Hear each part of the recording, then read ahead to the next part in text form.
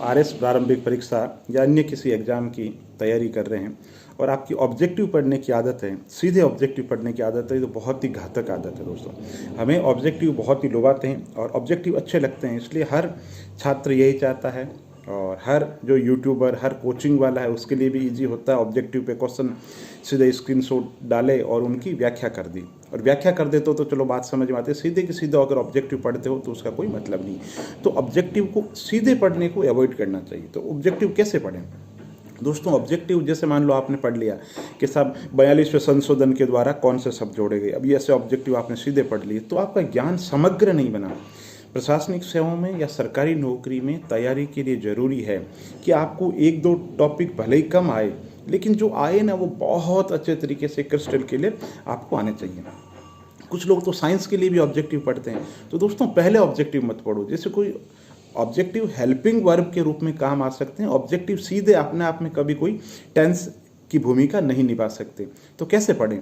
जैसे आप मान लो इतिहास पढ़ रहे हैं, इतिहास में आपने राष्ट्रीय आंदोलन पढ़ा, आपने पूरा पढ़ लिया कि भाई कांग्रेस की स्थापना कब हुई, कांग्रेस के सम्मेलन कब हुए, कांग्रेस में फूट कब पड़ी, फिर बाद में दिल्ली दरबार कब आयोजित हुआ, राजधानी दिल्ली कब हुई, उसके बाद में कामागाटा मारू प्रकरण से लेकर के या सहयोग आंदोलन से लेकर के गांधी संपूर्ण युग को पढ़ लिया। बाद में आपने स्वराज पार्टी पढ़ ली, स्वराज पार्टी की स्थापना किसने की, किस उद्देश्य के साथ में की, कितनी उसको विफलता मिली, कितनी सफलता मिली। बाद में आप नेहरू जी के उद्देश्य प्रस्ताव पढ़ रहे हो, उसके बाद के अंदर आप गोलमेज सम्मेलन हो गए, मैकडोनल्ड निर्णय हो गया, बाद में 1935 का एक्ट पढ़ लेते हो, 1937 के चुनाव पढ़ लेते हो, उसके बाद में क्रिप्स मिशन पढ़ा, अगस्त प्रस्ताव पढ़ा, फिर क्रिप्स मिशन पढ़ा, फिर कैबिनेट मिशन पढ़ा, फिर भारत का विभाजन पढ़ा। इस दौरान सारी की सारी चीज़ें जैसे राष्ट्रीय आंदोलन का आपने पढ़ ली। अब आप देखो बिल्कुल कि भाई है ना, आप एक छोटा सा टॉपिक उठाओ कि भाई भारत में समाज सुधार आंदोलन, तो अब फिर आप देखो जब आपने ब्रह्म समाज पढ़ रखा है, आर्य समाज पढ़ रखा है, तो ऐसी कौन सा सवाल जो है आपके गलत हो रहा। तो ऑब्जेक्टिव इस रूप में आपके लिए हेल्पफुल हो सकते हैं। आप सीधी तैयारी ऑब्जेक्टिव से कर लो तो ये चीज़ बहुत ही घातक होने वाली है और इसकी कीमत बहुत ही गलत तरीके से चुकानी पड़ती है। तो मेरा ये कहना है कि किसी भी एग्जाम की आप तैयारी कर रहे हो, पहले उस टॉपिक को पूरा का पूरा हृदयंगम कर लो, पूरा उस चैप्टर को पढ़ लो, ध्यान से समझ लो, फिर ऑब्जेक्टिव मिलाओगे तो आपको पता चलेगा कि पढ़ने में कहाँ गलती हुई है, याद करने में कहाँ गलती हुई, कौन सा तथ्य है जो आपके दिमाग से विलोपित हो गया है। तो इसलिए पहले पूरी की पूरी जो थ्योरी है वो पढ़ो।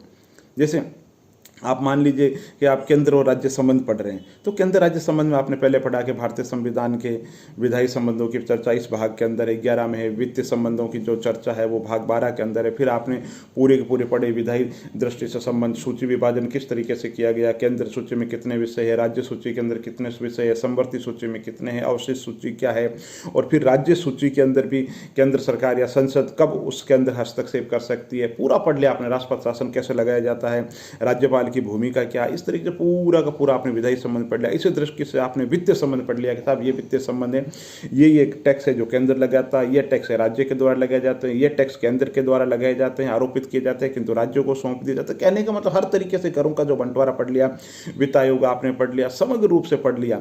और लोन लेने की कैपेसिटी केंद्र की क्या है, राज्य की क्या कैपेसिटी है, लोन ले सकता नहीं ले सकता, ये सारे के सारे आपने इस केंद्र राज्य संबंध पढ़ लिए, प्रशासनिक संबंध पढ़ लिए।